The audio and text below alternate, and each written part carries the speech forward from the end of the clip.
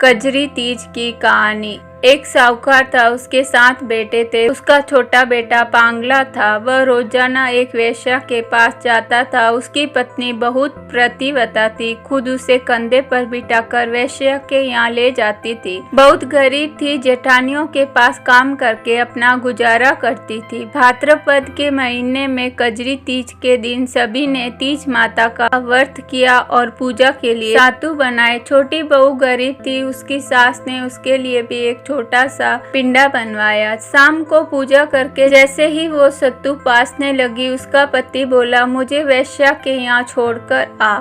हर दिन की तरह उस दिन भी वह पति को कंधे पर बिठाकर छोड़ने गई, लेकिन पति उस दिन बोलना भूल गया कि तू जा। वह बाहर ही उसका इंतजार करने लगी। इतने में जोर से वर्षा आने लगी और बरसाती नदी में पानी बहने लगा। कुछ देर बाद नदी से आवाज आई, आवतारी जावतारी दोना खोल के पी प्यारी होए। आवाज सुनकर उसने नदी की तरफ देखा तो दूध का दोना नदी में तैरता हुआ आता दिखाई दिया। उसने दोना उठाया और 7 बार उससे पी कर दोने के 4 टुकड़े किए और चारों दिशाओं में फेंक दिए। उधर तीज माता की कृपा से उस वेश्या ने अपना सारा धन उसके पति को वापस देकर सदा के लिए वहां से चली गई। पति ने सारा धन लेकर घर आकर पत्नी को आवाज दी, दरवाजा खोल। उसकी पत्नी ने कहा, मैं दरवाजा नहीं खोलूंगी। उसने कहा कि अब मैं वापस कभी नहीं जाऊंगा, अपन दोनों मिलकर सातु पासेंगे। लेकिन उसकी पत्नी को विश्वास नहीं हुआ। उसने कहा, मुझे वचन दो, वापस वेश्या के पास नहीं जाओगे। पति ने पत्नी को वचन दिया तो उसने दरवाजा खोला और देखा उसका पति गहनों और धन माल सहित खड़ा था। उसने सारे गहने कपड़े अपनी पत्नी को दे दिए। फिर दोनों ने बैठकर सातु पासा। सुबह जब जेठानी के यहाँ काम करने नहीं गई तो जेठानी ने बच्चों को बोला, जाओ काकी को बुला कर लाओ। बच्चे बुलाने आए, काकी चलो सारा काम पड़ा है। उसने कहा, अब तो मुझ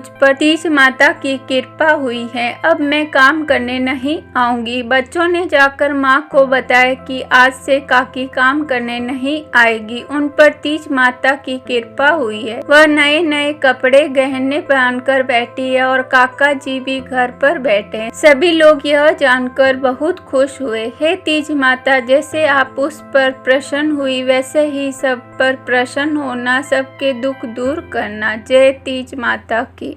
नीमड़ी माता की कहानी। एक शहर में एक सेठ सेठानी रहते थे। वह बहुत धनवान थे, लेकिन उनके पुत्र नहीं था। सेठानी ने भादों की बड़ी तीज का व्रत करके कहा, हे नीमड़ी माता, मेरे बेटा हो जाए तो मैं आपको 1.25 मन का सातु चढ़ाऊंगी। माता की कृपा से सेठानी को 9वें महीने लड़का हो गया। सेठानी ने सातु नहीं चढ़ाया। समय के साथ सेठानी को 7 बेटे हो गए, लेकिन सेठानी सातु चढ़ाना भूल गई। पहले बेटे का विवाह हो गया। सुहाग रात के दिन सोया तो आधी रात को सांप ने आकर डस लिया और उसकी मृत्यु हो गई। इसी तरह उसके 6 बेटों की विवाह उपरांत मृत्यु हो गई। 7वें बेटे की सगाई आने लगी। सेठ सेठानी मना करने लगे तो गांव वालों के बहुत कहने व समझाने पर सेठ सेठानी बेटे की शादी के लिए तैयार हो गए। सेठ जी सगाई करने के लिए घर से चले और बहुत दूर एक गांव आए। वहां 4-5 लड़कियां खेल रही थी जो मिट्टी का घर बनाकर तोड़ रही थी। उनमें से एक लड़की ने कहा, मैं अपना घर नहीं तोड़ूंगी।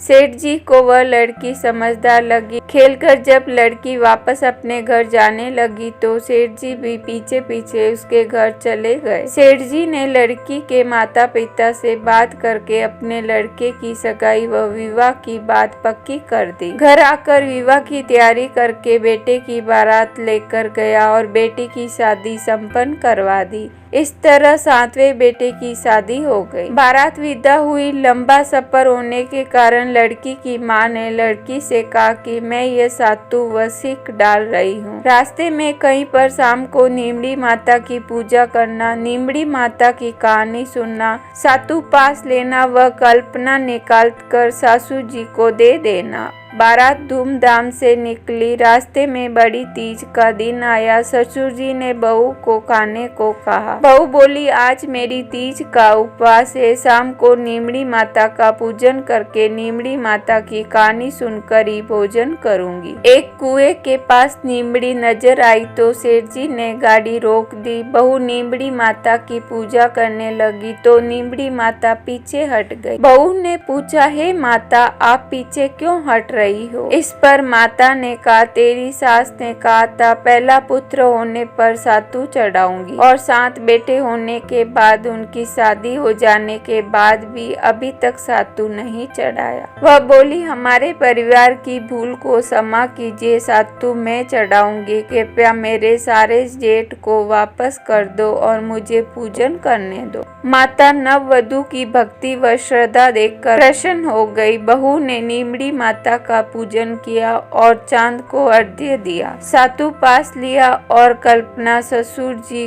को दे दिया। प्रातः होने पर बारात अपने नगर लौट आई। जैसे ही बहू ने ससुराल में प्रवेश किया, उसके 6 जेठ प्रकट हो गए। सभी बड़े खुश हुए। उन सभी को गाजे बाजे से घर में लाया। सास बहू के पैर पकड़कर धन्यवाद करने लगी तो बहू बोली, सासू जी आप ये क्या कर रहे हो? जो बोलवा करी है उसे याद कीजिए। सासू बोली, मुझे तो याद नहीं, तू ही बता दे। बहू बोली, आपने नीमड़ी माता के सातू चढ़ाने का बोला था, सो पूरा नहीं किया। तब सासू को याद आई। 12 महीने बाद जब कजरी तीज आई, सभी ने मिलकर 7.25 मन का सातू तीज माता को चढ़ाया। श्रद्धा और भक्ति भाव से गाजे बाजे के साथ नीमड़ी माता की पूजा की, बोलवा पूरी करी। हे नीमड़ी माता, जैसे उनके आनंद हुआ वैसे ही सबके होए, खोटी की खरी, अधूरी की पूरी होए। बोलो नीमड़ी माता की जय।